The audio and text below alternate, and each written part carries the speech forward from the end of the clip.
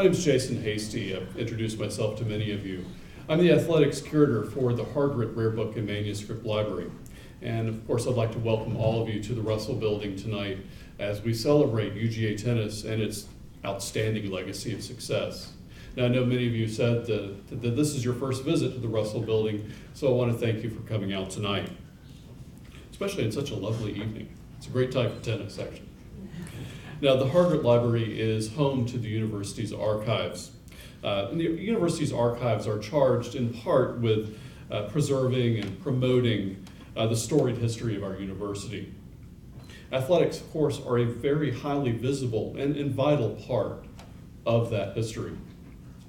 Coach Dan Magill, and wearing one of his many hats as sports historian of the university, identified 1886 as the first year that athletics truly began at the University of Georgia.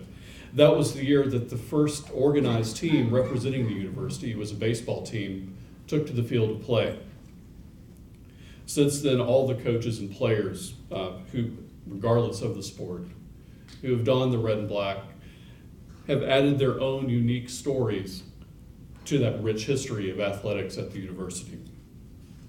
The Hargrett Library is very proud to be able to provide a home for that history and to provide a venue where these stories, these wonderful stories of athletics at UGA, can be brought forward and passed along to Bulldogs of all generations. Now, it gives me great, none of you came here to listen to me talk all evening, and I don't want to talk. Now, it gives me great pleasure to introduce our panel for this evening, and we have a really wonderful panel tonight. First off, head coach of the men's tennis team since the 1989 season, winner of 4 NCAA championships, 2 ITA Indoor National Championships, and 26 SEC championships, Manuel Diaz.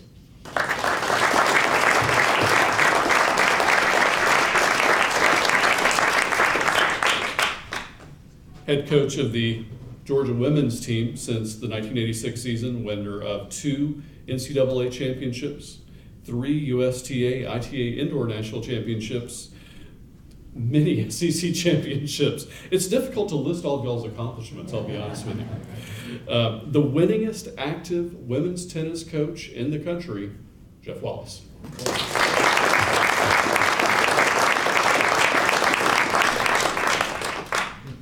We have a current member of the women's tennis team with us tonight, UGA legacy. Her mother played tennis here, her mother Liz played tennis here, Caroline Brinson.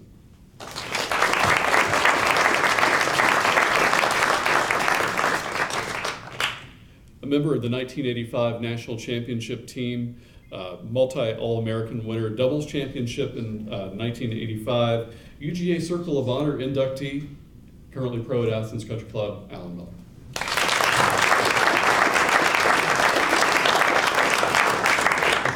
Last but not least, our moderator for this evening, curator of the ITA Tennis Hall of Fame, which is, of course, right here on campus at the Dan Magill Tennis Complex, John Frierson.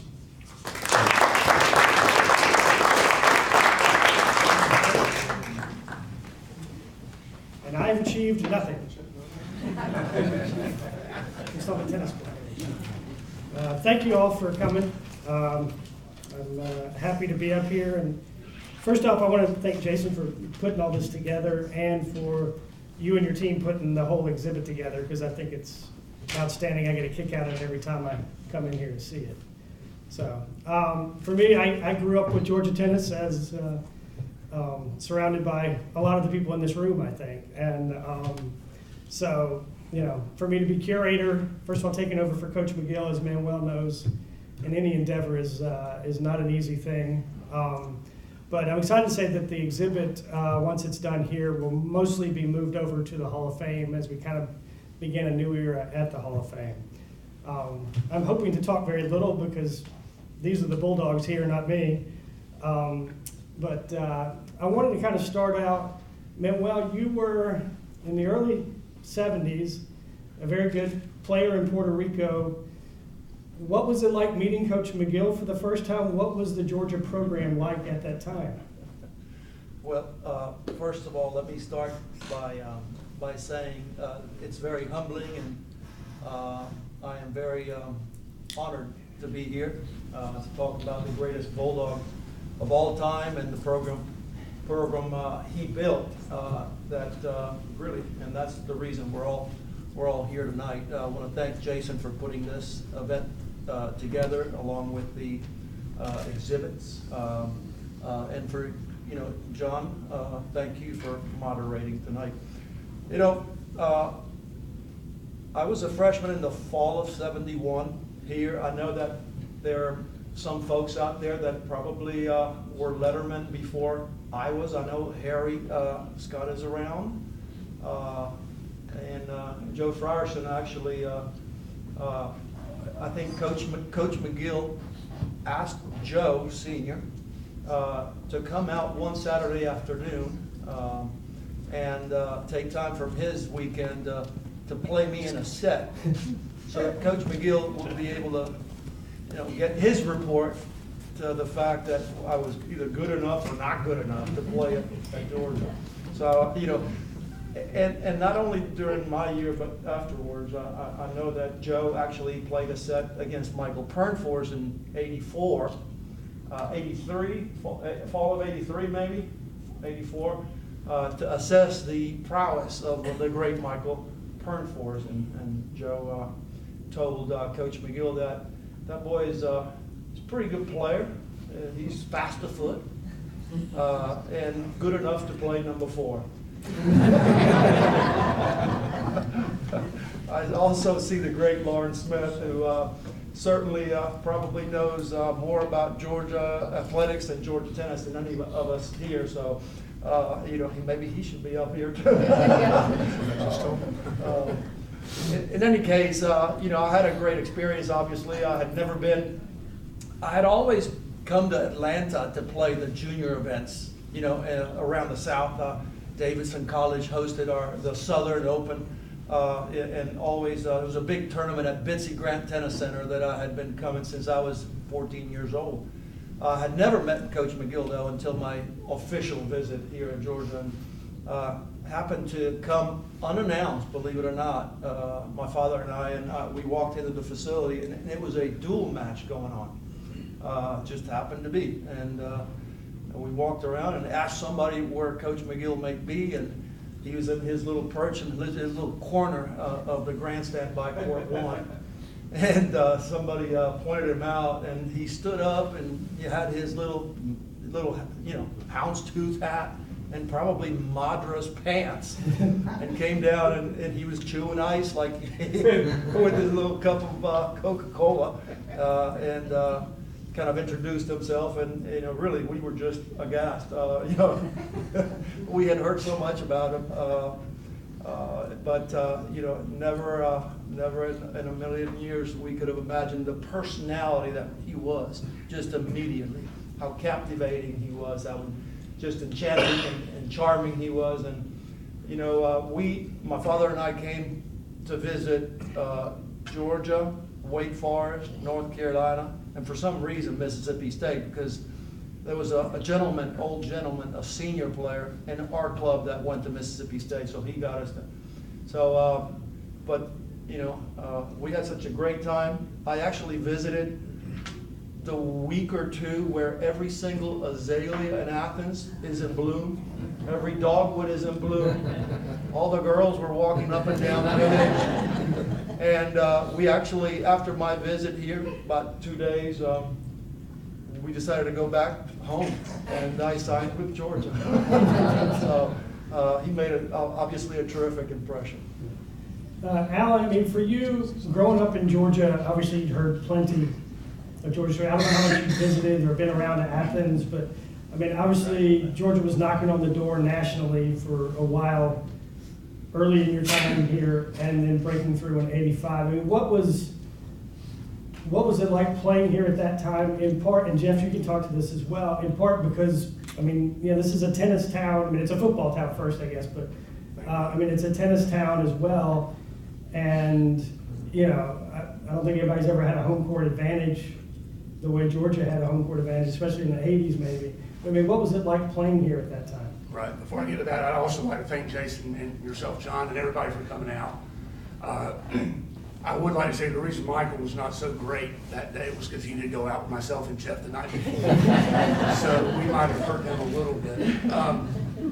You know, I met Coach Magill for the first time when I was 10, and he's almost exactly my age now, when he was running Crackland tennis tournament. And he was, you know, he did everything. He handed out the balls, he took the scores.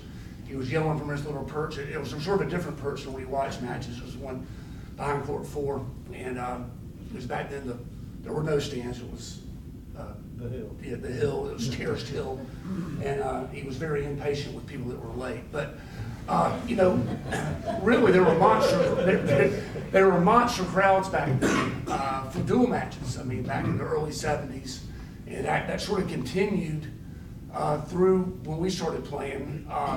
But I think the NCAA sort of hurt the crowds during the season because people got used to coming to NCAA's every year. So it was sort of a special time. I can remember, you know, playing in front of really big crowds. In fact, I saw Joanne in the stands. My wife Joanne's here, and she was waiting in line with a cup trying to get a beer, I think. So it was a lot different back then. They don't allow that now, but it was very boisterous, and it was certainly an advantage and a lot of fun to play in front of people. Yeah. Well, and Jeff, you can maybe start, and all the guys maybe can kind of give. We all know of Coach Magill as the larger-than-life figure that he was, but I mean, he was an incredibly successful college tennis coach. What was it? I mean, was it tactics, technique, master motivator? I mean, what made him special? Sure, I can, let me go ahead and start with that, but also let me echo sentiments. Thank you all so much for coming out tonight. What a wonderful event. Thank you guys for putting this on. You know, I just remember my first day coming into Athens, Georgia, and I met Alan Miller over at O-House. Borg and McEnroe were playing the finals of the U.S. Open. I think we were the only two rooting for McEnroe at the time. And Alan was telling me, you know, about Georgia Tech, and first day of practice, coach is going to bring up Georgia Tech and how important that match is, and he's going to bring it up the second day and every week, and he did. He was right. And then I remember the first week of practice, Tom Foster was there with me, and Tom said, we'll get through this. These first 2 weeks is boot camp, and we're going to do a lot of running, but it'll get a little bit easier after we survive these first 2 weeks. And then you get to match time, and I just think his pre-match stories, his speeches were just epic. I don't care who we were playing. I mean, we might have been playing Gonzaga. I'm not going to offend anybody if I say Gonzaga or Spokane, Washington, right? And you would feel like that this was the biggest match you were ever gonna play in ever. And I just, you know, certainly enjoyed those moments of getting out there and competing on those amazing courts, just fired up to play no matter who you were playing. Yeah. I mean, in terms of as a tennis coach, you know, I mean, what are your recollections, and is there anything specific you've carried forward? Alan as a, you know, teaching pro, or Manny as a college pro? You know, Coach Magill made no excuses. He learned to play tennis from a book, and he didn't pick up the game until late in life, maybe his 30s. But he was a great, and he would tell you, he was a great ping pong player. And he was. He whipped us whenever it was raining. We'd go to the Coliseum. They used to have a ping pong table there. He still beat us all. But you know, Coach Magill became a great tactician. He kept the game very simple, and you know, for somebody like myself who wasn't a top 10 junior in the U.S. when I got here, I was a pretty good athlete. He just harnessed your game. He identified what your strengths were, and he made you a disciplined player. And like Jeff alluded to, he was just a phenomenal motivator. I tell my players, and I've told this a bunch of times, I think the key to Coach Magill's success, other than, you know, he was a phenomenal motivator, he just, the guys, his guys, played harder for him and for this university than anybody else played for their coach and their program and their university. He just got you so in love with the university. It was such a big deal to him. He cared so much about the program, the University of Georgia tennis program, the university, that you just, it became part of you. And so again, you never wanted to disappoint them. I think Caroline would tell you that one of the things probably that I've learned the most, and I speak of this all the time to these young ladies, as we start these new years, I'm always trying to find people who absolutely loves what they're doing. I mean, we're tennis players. You gotta love the sport of tennis, and you gotta love who you're doing it with your teammates and the relationships that are gonna happen through the year, and you gotta love where you're doing it. If you know, Coach just absolutely loved the University of Georgia, and I've always tried to find players that buy into those three things right there, and Caroline's a great example of that. Well, that was going to be Caroline, my next question. You grew up in New Orleans, but you sort of in a Georgia family, I guess. I mean, how much was Georgia tennis talked about, and when you were being recruited, I mean, was it sort of Georgia or nothing in your mind, or I mean, what ultimately brought you to Athens? Right, well, let me start by continuing the tradition and thanking you and everyone for being here. I think that obviously from a young age, Georgia was brought up often in the household, having both parents who attended the University of Georgia and my mom who played here under Jeff. And so I think I always knew it was a very special place, but I also knew that it was a high-level tennis program and that it was going to take a lot to get here. And so I think that my goal throughout junior tennis was just to keep working hard and working on my game and working on improvements and doing whatever I could to become the best player, best person I could along the way.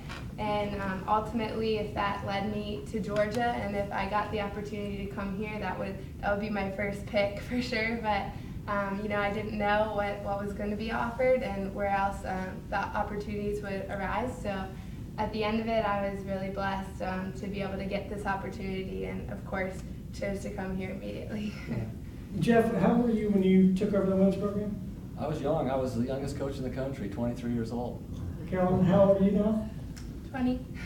So, I mean, what was it like taking over at age 23? I mean, you know, I know programs are sort of bigger now, and it seems like there's just so much more maybe to coaching now than, you know, in the mid-'80s, but what was it like taking over a program at that age? It was interesting. I remember when I went in on my final interview with Coach Dooley said to me, Jeff, we'd like to hire you, but we've got one problem. You're awful young and you're not married.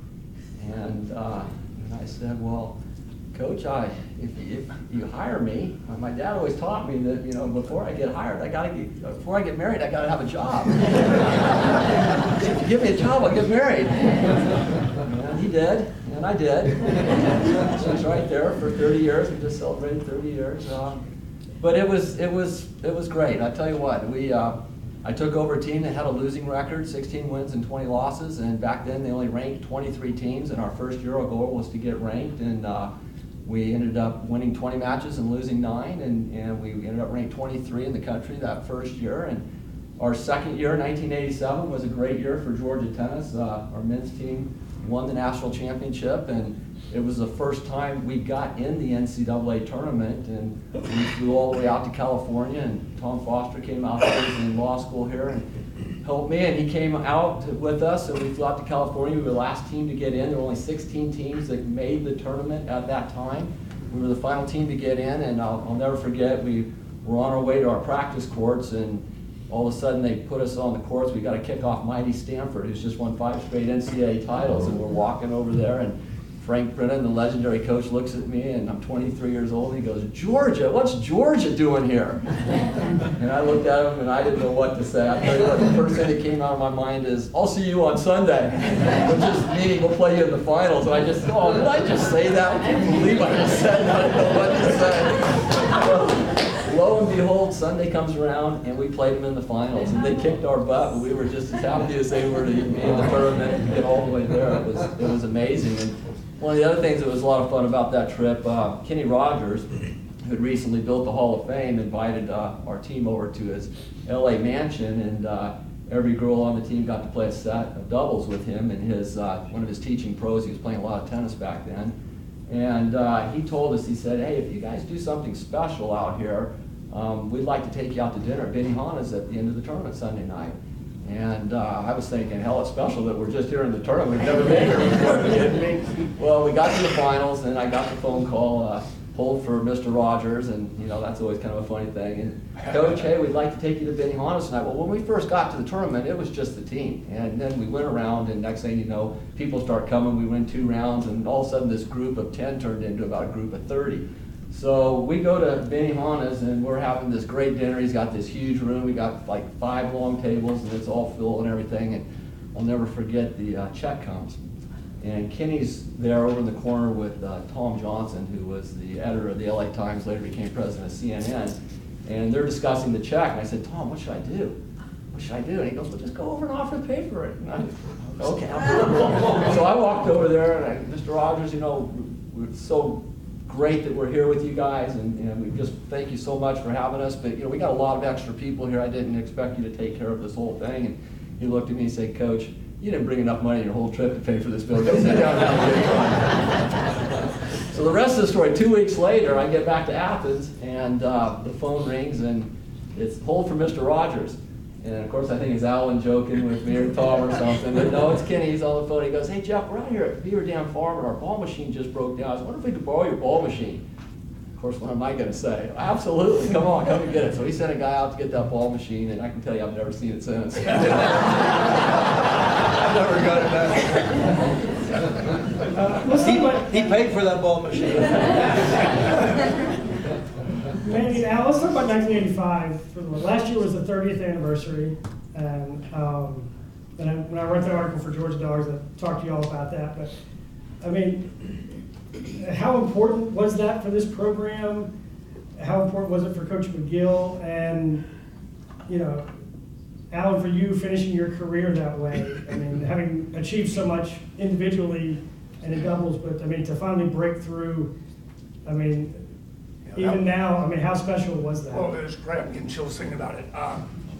For me, it was obviously great. And Ola Monquist, who I'd won the NCAAs with, or he won it, he was the one that really did it all. But we won 83, and he was there watching. I said, oh, this, hate to tell you, this beats what we did in 83. It was much better. But we had a banquet out at Posse's Lakeview, which is now Jennings Mill, afterwards. And we had Louis Rizard there. Who else was there? You know, Warren might remember, but it was evident to me that it was a culmination of building up. I think Coach Moo got the job in 58, and we had no scholarships, and I think the first scholarship was 68, and that's when we really started winning SECs.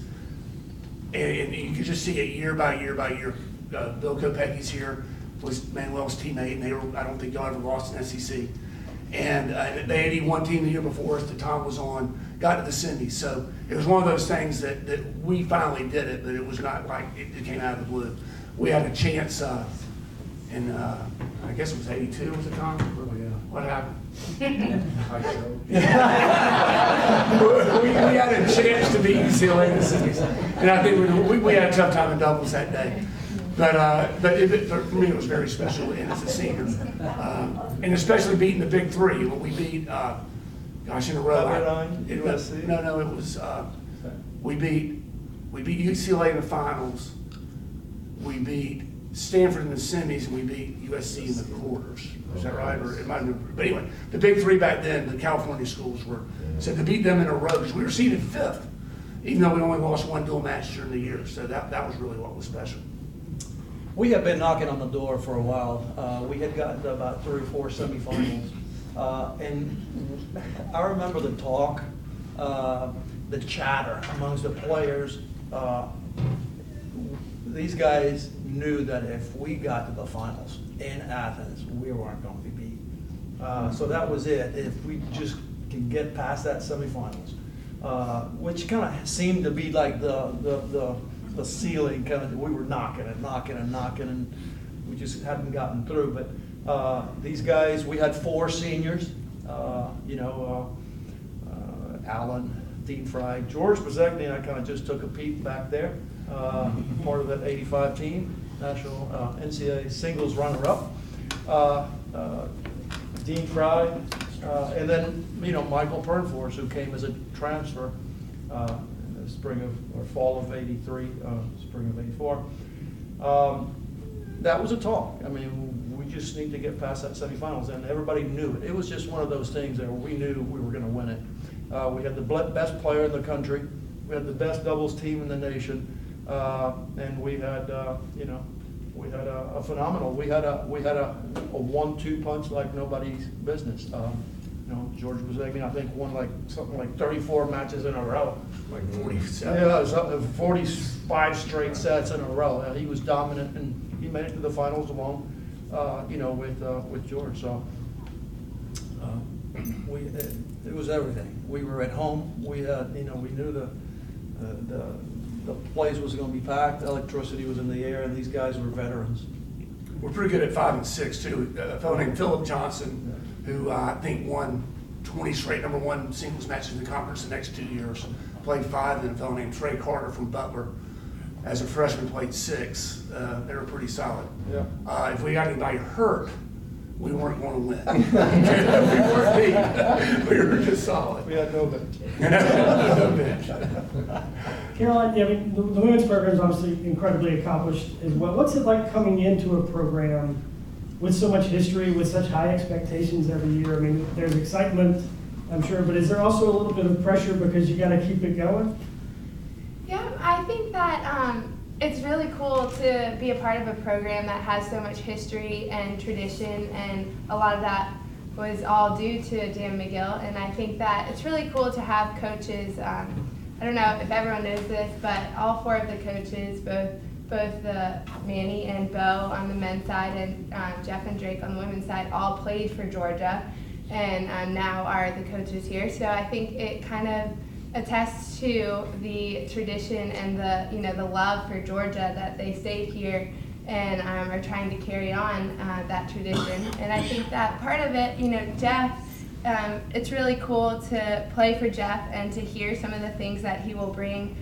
Pre-match speeches, he was talking about how Coach Magill did such a good job of that. Well, I think Jeff does a really good job of that, and part of it, he brings things that Dan Magill might have said to your team, I think, back in the day, and I think one of them comes every year when we play Tech, and I actually was in Lauren Smith's office earlier today. He's a good family friend, and I was speaking to him about memories of Coach Magill, and he said when Coach Magill became the coach here, his first goal was to beat Tech, and he did that. And once he did that, he didn't lose many times after to them, and I think that Jeff expects the same from us. We don't like to lose to Tech, and we haven't lost to them in 6 straight years. Yeah, 6 straight years now, and I think our overall record might be 23-4 or something around there. So.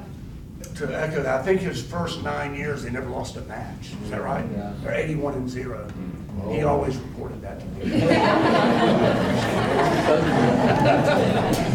I'm trying to avoid going down the Magill wormhole because we could be here till June and start telling stories, because everybody in the audience has 100 more than I do, and y'all have more than anybody, I'm sure. For Jeff and Manny, you've been here. I mean, one of the reasons I think Georgia men's and women's tennis has been so good for so long is the consistency. And Jeff, this is what, 31 years. Manny, 28 years? 28 sounds good. 29. I mean, for y'all, what keeps you motivated? And I mean, have you ever seriously considered maybe trying a new challenge, something else? No. Why? Certainly, I came prior to my 28 years that I've already done. Is this my 28th or 29th? I don't even know. I lose track. I was 6 years an assistant to Coach Magill, so this is my 34th year overall now. And I came, and many of my peers, guys that got into coaching, that were my years, and I felt like I was probably a better player than, became head coaches much earlier than me. But this was where I wanted to be, and Coach Magill certainly took care of you. he made you, like I said, love Georgia, and I was already part of the program, having been a player here. I didn't want to go anywhere else. That's a fact. It's not even a job. It's a passion for us. I think I speak for Jeff. It's as long as we're healthy and still able to do this, I think we've got a pretty good shot of being here. And Jeff and I look a lot different. Since we got here, he doesn't look at all different. It's amazing. Yeah, I mean, we are so fortunate, and we know it. I travel around the country, and I tell people that I've had one job, the only job I've ever had my whole entire life, and people can't believe it. And I'm just unbelievably fortunate to be here, and every day we walk into this most incredible tennis facility, and I think every road trip that we're on, I end our last talk with, let's go back to the best campus in America. And it's true. Well, let's talk about the facility for a second. I mean, it's been the mecca of college tennis for ages. I mean, I spent my childhood on those courts, ballpoint or playing or just hanging around bothering all my heroes who were playing at the time. I mean, facility-wise, is it still, where does it rank now, and how much of an advantage has it been to have, such a facility in a town that embraces, Georgia tennis so well? Well, I mean, our facility is a very good one. I think in today's age, athletic directors didn't used to care a whole lot about tennis. Athletic directors get graded on how, obviously football brings the majority of the money. Some schools it's basketball, but for the big picture, they get graded on all sports, especially in this day and age where I think, I hate to say this, but University of Florida, that all of a sudden not only started doing well in football, but they became powerhouse in basketball, and then they're winning NCAA championships in Olympic sports. That kind of just upped the ante, and so a lot of schools around the country have just excellent facilities. I think, when I was playing here, it was before the grandstand. Alan played here, and Jeff, the grandstand, it was there in 1977. That's right, against USC, that's right. He charged everybody $1 so that he could fly USC in. Yes.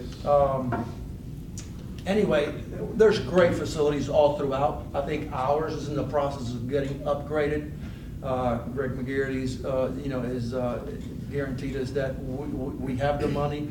We're going to start adding 2 indoor courts and eventually replace that grandstand with a new grandstand, a modern day grandstand. So that's coming. We delayed the start of our indoor facility so that it wouldn't impact the NCAAs next year because we're holding it, for the 40-something time. And so we are hopefully going to start right after the NCAAs next spring. Okay. Carol, in terms of playing today, I mean, obviously you can't speak from 20 years ago, but I mean, what's your sense of college tennis today? I mean, it seems like parity, there's more parity maybe than ever, just because they have more different teams that beyond kind of the big 4 or 5. And how competitive is it today? I mean, how demanding is it today? Definitely, I think it's very demanding, especially in the SEC, because our conference is so strong. And I know that something that's really special about being at Georgia is our facility and the fans that we bring to the matches, and just how dedicated our fans are, how much they love tennis. And it really helps us being out there on the courts. It's really fun to play in Athens, and I can say that from being a Bulldog, but I can also say that other teams, it's hard for them to come and play us in Athens because of that home court advantage, not only having a beautiful facility, but the fans. And I think that although they may not like coming during the dual season, they do enjoy coming for NCAAs because they just get to, experience that, and we're so fortunate to experience it all year round. So it's something really special for sure. Alan, in terms of you, I mean, coaching juniors, I mean, what's your take on, maybe tennis in Athens, tennis as a whole? Well, I mean, hopefully tennis continues to stay strong. I don't think it's as strong right now as it has been. I don't know all the reasons for that, but I think a lot of it has to do with the specialized training, and there's just more academies, and which means there's just a lot more money involved. So people are going to one tournament, not really winning it, and they're getting out too early. That's the stats that the USDA is providing, and hopefully we can change that. I went to a tournament directors workshop, gosh, it was at the beginning of the year, and they're talking about different formats for team tournaments to try to alleviate that problem. So hopefully there's something on the horizon with that. Manny, I mean, obviously, John Isner is one of the poster boys for U.S. 4 years. I mean, U.S. tennis, 4 years of college, and then going into the pros. Steve Johnson, another guy who did college and has had a measure of success. And because pro tennis on the men's side, not a lot of teenagers are doing a ton of big things like they were 10 years ago maybe. I mean, is that helping the college game, or are you seeing maybe more guys playing college, or maybe even staying around a year or two longer than they would ordinarily? Well, competition in college has gotten even steeper, mainly because it's worldwide recruiting now. I mean, we have a lot of international kids. Every program wants to win, so your athletic director expects you in the top 20. You're going to do whatever it takes. So a lot of people have started, obviously, this trend probably goes back 20 years, but it has built now to a point where we have, when I was playing in the early 70s, we kind of just arrived into the top 10 as a men's program. But we played anybody outside that top 10, and it wasn't very competitive. Especially as we started getting into the top 4 or 5 in the country. Today, if you play a team ranked 45, you need to be at your best. That's the parity in college tennis. You can't take anything for granted. If you guys don't show up to play, you're in big time trouble. It's also like Alan says, tennis has become very specialized athletically. The training, we know so much more. When I was playing in the 70s, we didn't do weights because we felt like the science basically wasn't there. You got stronger, you got tighter. Now you can create an athlete that's much more stronger, and more flexible. That's why the average age in the top 100 male pros is 27.5 in the top 100 players in the world. We used to have, in the 80s when Alan was playing, we used to have at least a dozen players in the top 100 that were 18. So it's a totally different ball game professionally, which entices guys. I mean, you have to, it's a much more physical game now. Not only because of the equipment, but because of how they're training. So an 18-year-old really is going to have a very hard time making it in professional tennis. Therefore, college tennis becomes a much more viable option. Did anybody see Djokovic stretching at the Australian Open? I mean, he's strong and flexible. I mean, it was pretty much incredible. A split. And he was between the third and fourth set against Federer, and had that little delay putting the roof back on. I've never seen anything like it. That was very impressive to me. To kind of give you an idea of the parity that we're seeing that Manuel was talking about in college tennis, we're on our trip this past weekend playing the Mississippi schools, and we're today's ranking number 3 in the country, and we're playing at Mississippi State, ranked 26 in the country. We're going into this match 38-0 against them, never lost. And we've got great doubles. We've only lost 1 doubles point this whole year. And they beat us in the doubles point, and they start celebrating and yelling and that like they had just won the NCAA title. I mean, these guys want to win this match so bad, it's unbelievable. And we start singles out. We kind of changed it around, but it got to the point where we had to come back and win 3 third sets to win the match. We won 5-2, but Caroline won a tough 3-setter. Her teammate, 1 court in front of her, was down 5-3 in the third, triple match point. and ended up winning 13 out of the next 14 points, which was some of the best tennis I've seen in a long time. And on the number 6 court, we ended up winning a 3-set match. So there was about a 10-minute period there that they felt like that they were going to win that match. And that may have been the reason why they didn't, but it was tough.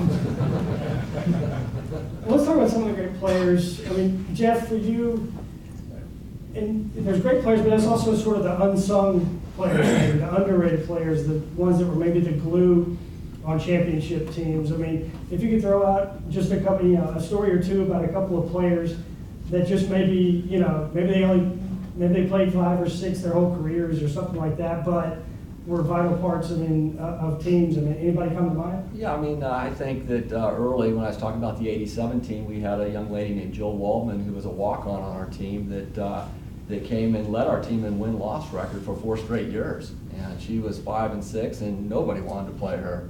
She was our backbone, and I learned early on that if you can win a lot of matches down there at 5 and 6, you're going to be a tough team to beat. So we love playing in the pit and having success down there.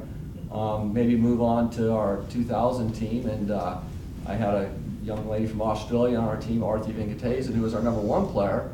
And Arthi came to Georgia, and she said, "I'm not leaving until we win an NCAA team title." And on our final day, we beat Stanford out at Pepperdine University, and she had to beat the number 78 player in the world, Marissa Irvin. The number 1 player for Stanford was ranked 78 in the world at the time. And Arthi beat her, and as soon as we won that title, she came right up to me. It wasn't even 30 seconds after we won the last point. She said, "See, I told you, I wasn't leaving until we win that NCAA title." So we've had so many unbelievable players that have come through here. Angela Tiers won the 1994 NCAA singles title, and even the McCarthy twins back in the late 90s, late 80s, early 90s. Shannon was a NCAA runner-up. She lost to Lisa Raymond, who was a Florida player. Lisa lost 4 matches in college. 3 of them were to Bulldogs, and 2 time was to Shannon. And so, yeah, we've just had so many great players, and we've won a lot in the pit. It's important. Manny, for you, I mean, anybody sort of in the same mold sort of stand out? I mean, you probably asked about Isner more than anything else, just because he's the most visible these days. We obviously, we've had many heroes and guys, that may not be that well remembered. They didn't go on to be top professional players. Those are the kind of guys. Really, our program is built, and really from the day Coach Magill, I'm sure, started the program, on hard work and a sort of a, blue collar type of competitive mentality. We're known for a program that doesn't get out competed, and if we can just, stay close in the late moments of a match, that's when, like Jeff was, talking about his Mississippi State match this past weekend. This is when we're at our best as a program, and everybody around the country knows that. So, I'm telling you, the big backbone of our program are guys that come that many times are not even that highly recruited, that tremendous disciplined players. They win in the pit, like I think 4 of our 6 national championships have been clinched down there at the bottom 3 positions. So many of the guys that I probably will kind of just talk about are guys that are probably dentists or lawyers right now. Yeah, I was going to say the most underrated group that I know of, or I think I'm going to give it to Tom, but the 81 team, Tom Foster, Brent Crines, Paul Groves, Bill Rogers, John Mangan, was a special group. And, they probably the most underrated, underappreciated team we have. And I think they really set us up. So, the Desperado Dogs. Isn't that right? And I'm not just saying that because he's here. I would have said it anyway. Man, John Isner, I mean, I think most of us are somewhat surprised at just how well he's done professionally. Maybe John more than anybody, from what I know about him, just because I remember doing a story where I hit with him for a while when he was a freshman. I did a story for the Banner Herald where I hit with him for a while and then tried to return his serve. I got the first one back, and his jaw dropped, and really hit my racket, happened to go back over the net. But, you know, he was just such a humble, likable kid that I think was just enjoying the moment. And I don't know that he had the huge dreams maybe of being a top 10 player, because I don't know if he thought he could do it. But, I mean, you can certainly speak to that better than I. But, I mean, what does it do for your program to have, you know, a professional, you know, right around the top 10, you know, for most of the last 3, 4, 5 years? Yeah, I mean, John was a kind of goofy kid, really, as a junior player. A very likable kid. All the kids gravitated towards him, even in a very he wasn't a very strong personality, but he was a very strong competitor. I remember him. He was 6'9", 195 pounds. You know what that looks like? And walking across the top 3 courts, I kind of bring the guys in and I kind of let them walk on the course, and they look up and they see the grandstand, and they see Michael Pernforce center court. And I remember him. I sort of barely hearing him because they're kind of walking right behind me, and him and his dad, and he turns to his dad and he said, "That's going to be my court, and I'm going to break all the records there." You know, and he didn't, you know, he knew a little bit about our program and our tradition. I'm sure he knew about Michael Pernforce. He was number 9 in the world, at one point. But he talked about playing on that number 1 court. And so, by his junior year, he had already sort of gotten amongst the elite players in the college rankings, and I think that's when his dreams, began to sort of go like, I think I can do this. I don't think anybody really thought that he'd be number 9 in the world at one point. He's currently number 11, I believe, but he certainly did. He's worked very hard to get to where he is, and people, criticize him because he's so slow, or he can't do this, or his backhand, or his ground strokes. He knows his strengths. He's a very smart kid. He did always very well in schoolwork. He's just a very smart, and self-confidence is there, and he set his dreams up there, way high.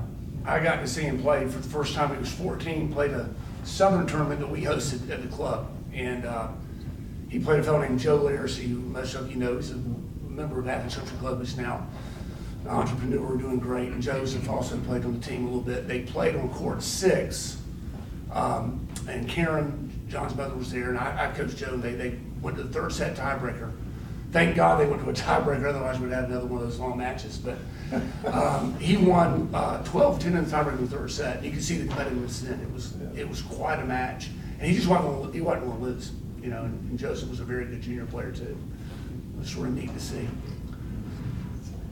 Caroline, for you, as a current player today, is there a match that stands out for you that sort of symbolizes what it's like, maybe playing at home? I don't know.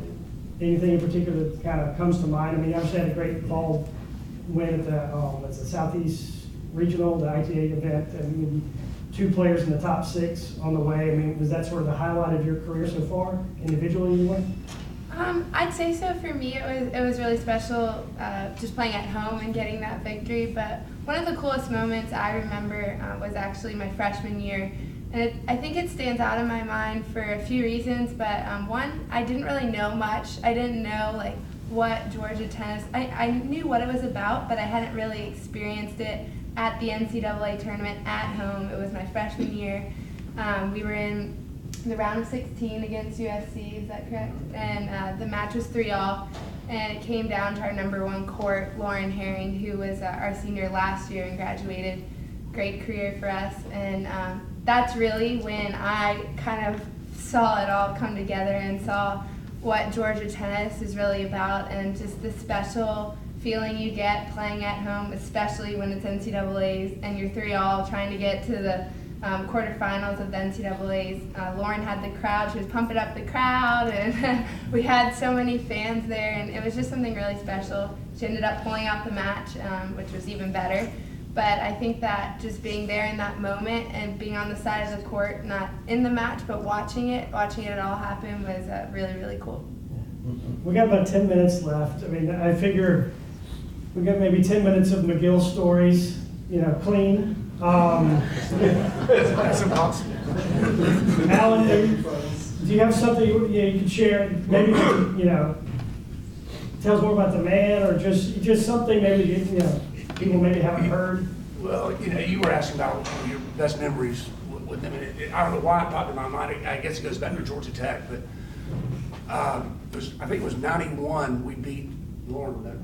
Your first game was that '91 over at Grant Field. You remember that? Well, anyway, we'd lost a couple years in a row to Georgia Tech in football, and I'd gone over the game with Joanne, and we're leaving, and we just won a really tight game. And I look back, I don't know what made me look, but Coach would get that beaming smile on his face with beating them.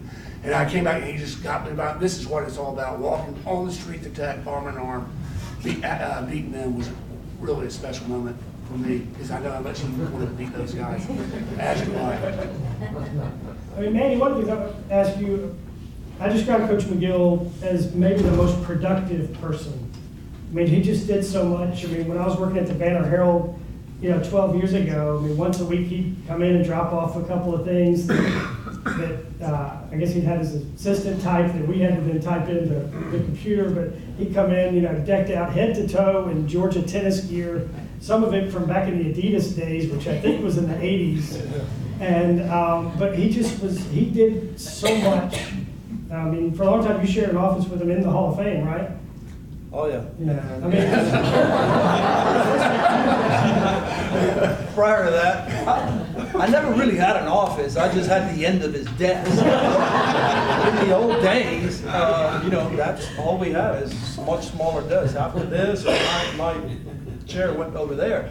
And, he just had so many plates going at the same time. He worked all day and night, and, although he went to bed always pretty early. He certainly got up early as well and worked around the clock, and his life was consumed with everything Georgia. He was in the fall when I was in the 70s. It was all about football. So he went. The practices finished about 4. He had to go work in the yard, and he did that, and we kept going, kind of thing. So we had to be self-motivated, but just going back to working with Coach, he had all kinds of stacks and all kinds of memo pads. Just he had to go through it, and his standard line was always like, "Now, Manuel, come on over here, just in case I die tomorrow." Like he would always want to show you how he's doing the scholarships and how he was doing the budget, and so he was, always teaching in that manner. But I mean, you had to learn to read his chicken scratch and find the right memo pad. You didn't know where anything was, but he did. He did. And it was a lot of fun. I mean, we shared on the road. We shared a hotel room for forever. And we had to eat, in the old days for $12 a day. So it was McDonald's breakfast and McDonald's lunch, and now we know how bad McDonald's is. What's his name? Paul Messer is not here, but it was a different. Now, we spend a lot of money on food every day for our athletes because we know how important it is. But back then we just kept going. It really wasn't breakfast or lunch, it was a brunch. We were trying to save money. well, one of the things going through when I took over at the Hall of Fame, my first few months were largely consumed because Coach Magill didn't throw much away. No. The little slips of paper that came in the frames, he saved those. When there was a stack like that high of just those, for what reason I don't know, but I came across a recruiting letter to Gordon Smith and the return letter, and that was, I don't remember what year that was, the 60s? 70. We were just recruits in the stats and 70s. stuff. I still have mine actually, and it's certainly So, prize. Jeff, for you, anything come to mind that you can share? I think that one of the things that I always thought was pretty unique and interesting. It would have been great reality TV, but Coach Magill and James Payne. James was the groundskeeper at Henry Field Stadium, and these two just had a running dialogue going on back and forth with each other. It was a love-hate relationship. It was unbelievable. I remember Alan and I came to the courts early one day, and we were in the clubhouse, and Coach was in there, and he's trying to grab the string to turn the light on, and he can't find it. And, James Payne, you must have tore this thing down. And Alan flips the switch on, and he goes, oh, that's right, James put in a new light switch last week. He was turning it on with the old way.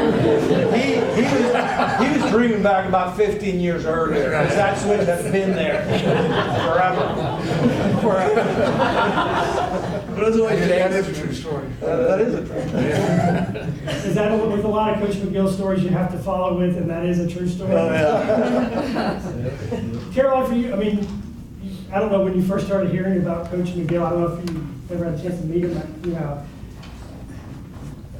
what's it like? I mean, someone who's 20 and then growing up as a kid, hearing. I mean, how much of it do you sort of take on faith, and how much of it do you actually believe? I mean, you know, is it sort of a, you know, Irish fairy tale kind of figure type thing or something? Yeah, well, I actually had the privilege of meeting Coach Magill. I think it was my junior year in high school when we hosted NCAAs here, and I had just committed, and so we came and I got to meet him. He was sitting up by the Hall of Fame, and he was still cracking jokes then, and so I got to see that side of him. But I think that hearing all the stories, it's really cool, and it's neat to hear about him. And like I said earlier, I think one of the coolest parts is the way that Jeff has, you know, kept him alive in our program. And just hearing these stories, I had to mention, besides his hate for Georgia Tech that we've carried on, another thing that I guess Lauren reminded me, he said a lot, was don't cheat Georgia. And that's a big thing in our program. That means, you know, call the line to call them fair, but you call them close. And, you don't cheat Georgia. So in the last couple of minutes, I mean, anybody have anything they want to add? Lauren? We all know all the colorful stories about that, but I think the most poignant thing that's never been as underscored as it should be, and there's so many wonderful things about it, it has to do with Manuel. I think the most important people on the university campus are those who give of themselves, and that isn't always the case, especially in administration sometimes. But Dan really was young enough to keep coaching when he stepped aside to let Manuel take over, because he knew if Manuel, if he didn't, Manuel was probably going to leave because the opportunities were too great for Manuel. So he was willing to get out early. And if you look at the football side of it, not only do the coaches for many years hang on, they hang on too long, and then when they leave, they don't want their successor to do too well. That's unfortunate, but that's the fact of life. But Dan gave up what he loved most of all, coaching, so he could make sure that Manuel was a coach at Georgia.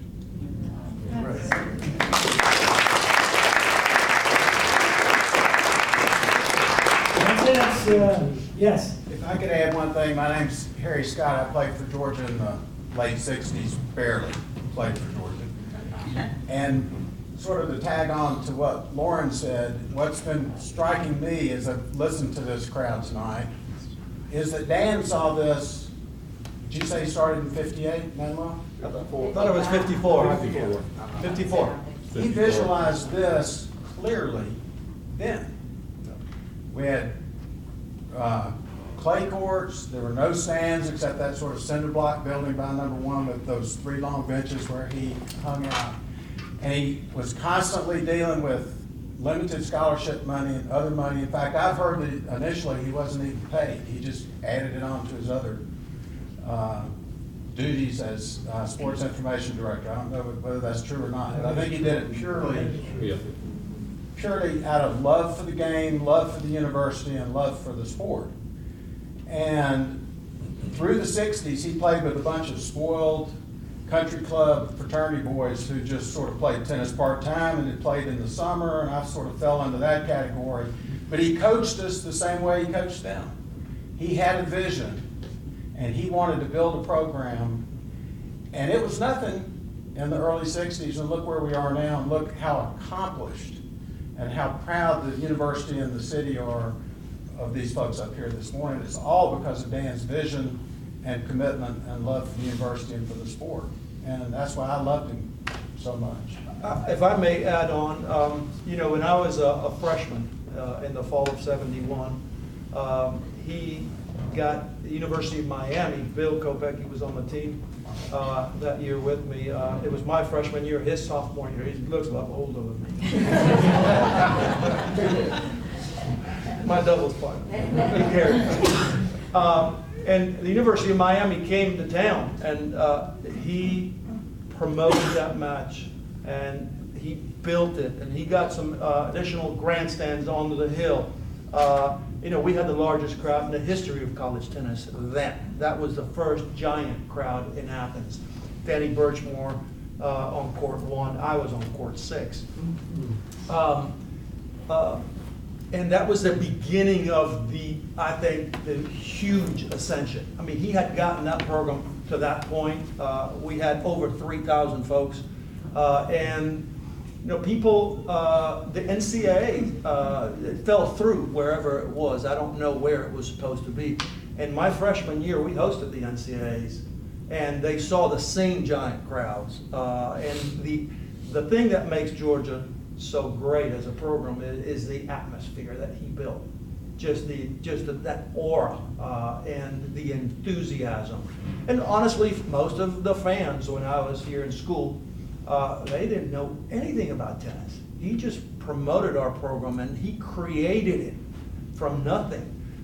People didn't know what tennis was in Athens, and how do you get 3,000 people just out of nothing? I mean, you know, he went and spoke to fraternities. He went and built it up, and when people saw that during the NCAAs, it was the first NCAA championship. He had a mind outside, bigger than tennis, really. The NCAA championships, when I played, they didn't have chairs on the court. It was the first NCAA tournament where there were chairs for the players. They weren't. He had water on every court. He had chairs on every court, and he had a scoreboard on every court. And so fans could follow what was going on. Nobody had ever thought of that. And, you know, people would like to know the score. So, you know, he went like, that makes sense, why not? And so, you know, people all of a sudden in Athens became enamored with Georgia tennis. It became a big-time sport. And today's day and age, we have a hard time getting our scores on the agate section of the Athens paper. You know, back then, he knew every sports editor throughout the Southeast, especially in the state of Georgia. He had a personal relationship because of his role in football. And so he was able to go like, you know, we need some coverage. And you know, we became, you know, we were on the front page in the spring. It's hard to do that nowadays, but at least we got social media. That's it. Well, we still one of the treats when the NCAAs are here. And as a kid, That's continued. As a kid, I never had more fun than ball boying during the NCAAs. Just one, Dad let us. We got out of school to ball boy during the NCAAs, and we weren't the only kids in town that did it. I mean, that's how big that event was in Athens. That you know, it could be a Wednesday and you're not in school all day because you're ball boying a college tennis match. But I still love when NCAAs are here, walking under the grandstand with all the old newspaper copy that's under, it's been laminated. I'm thrilled that I actually have a few bylines in there from my days in the Banner Herald that I can kind of add to it. But thank you all so very much. I know Jeff and Caroline have to go to practice. Yes. Because, you know, their teammates are hard at work right now, I believe, and there's some catching up to do. We play Alabama this Friday at 4 p.m. and we got a young team still with only one senior that's ever played a match under the lights, so we got to start practicing a little bit this week under the lights. Get ready. Yeah. But thank you all so very much, and thank you all of you for coming.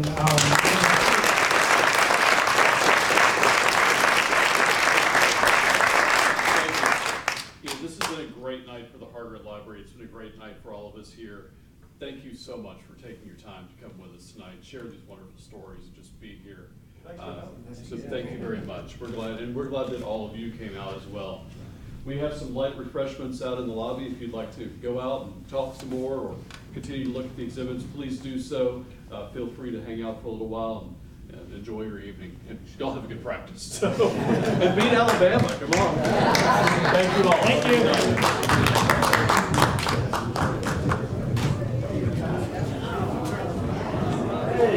I'm doing good. Good to see you. Good job, bud. Thank you.